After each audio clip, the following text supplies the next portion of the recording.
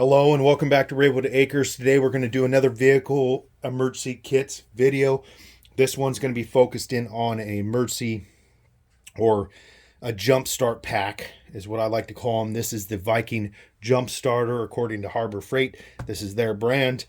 Picked it up the other day for $89.99 at my local Harbor Freight. There's many other brands out there that I think are probably just as good or better, but figured I'd pick this one up and give it a shot because I needed a second pack. In my second video in this video series, I briefly showed my JF Eagle one. I also have a separate video. Those will be linked here in the video. So if you want to check those out, please just click that link and follow it through.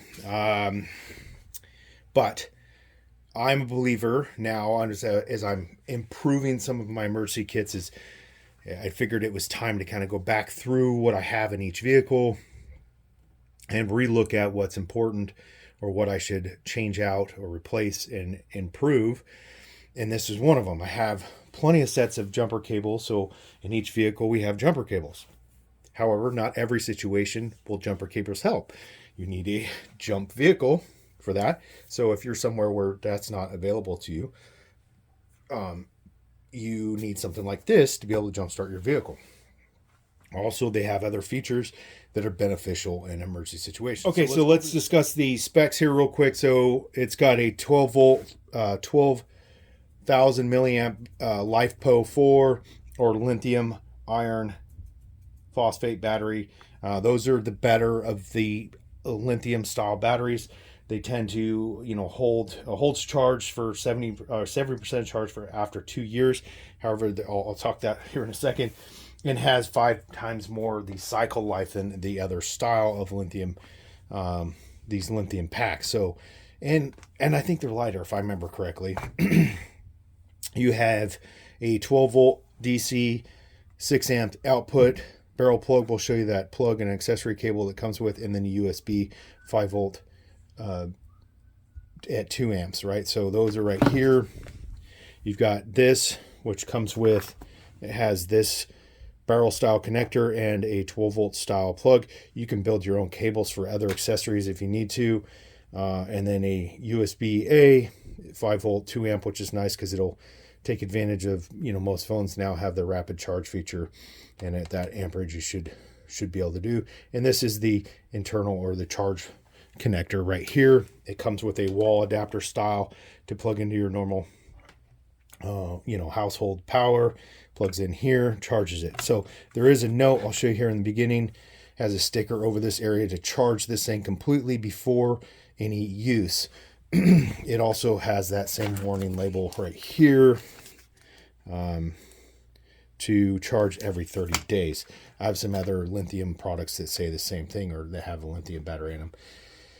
It has a nice 4 LED indicating, and 25% up to 100% of the battery level right there. And it does have a auto off feature. So to power it on, plug it in here or turn that until you get the blue LED battery level indicators to put it in a jump start mode, which all this stuff is on here, which is real nice, easy to read, and there's a manual over there. But so you push and hold, green light comes on, now it's in jump start mode, and then you connect the jump start cables. And there's only one way to do it if you're concerned about that, because see, it has the connector that's designed so that you can't put it in there wrong. So your positive and negative are in the, labeled correctly or are correct. And then you're ready to jump start a vehicle. It has a nice tight fit. It has this little dust cover. And then to power it off or to turn off that feature, go there. It has a light.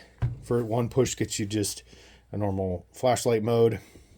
Second push goes into SOS feature. And then third push is a strobe and then off. All right, so all in all, it's got this nice little rubberized thing here, which kind of helps it grip onto surfaces. That's a pretty nice feature. And a carrying case, a cigarette lighter style charge cable so you can charge off your vehicle. It comes with this USB kind of phone charge setup, device charge, but it's got USB-C and then I don't remember what that other one was, but it's pretty old school. Not a lot of vehicles use it anymore. So I'll probably, I mean, I don't really need to throw in another cable in here because I always have charge cables for my phones in my vehicles already. So, all right, to finish up, right?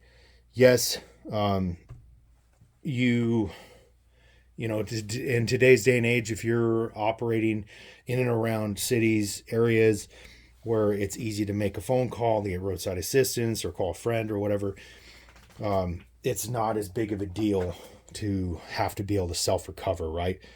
However, if you travel at all outside your local area, you go up to the mountains to go skiing, you go cross country to go visit friends or family, whatever it may be, there's plenty of places in the United States, and I've been in a lot of those places where, one, there's no cell service, two, there's not a town for miles. So the having the ability to start your own vehicle or even just use it for alternate power to charge a phone off of a broke down vehicle, right? So it doesn't even run, so you can't use, yeah, you could use the battery dead. So you could be there for a while, but it doesn't hurt. And what I recommend is having one of these and a set of jumper cables in all your vehicles that are your primary vehicles. So if you have multiple vehicles, the ones that you use most of the time, at minimum, have one. And then when you're getting ready to go on that trip, you know, out of town or up to the mountains or wherever it may be, out go fishing, camping, grab one of these, bring it along, and it may save your butt someday. So, all right, if you like everything we do, make sure you like and subscribe to the channel. You follow along at our other social media links, and always check out our website, theravenwoodacres.com. Everything's there. Lots of good information that's not here on the channel. And don't forget, have a great day. Thanks for watching.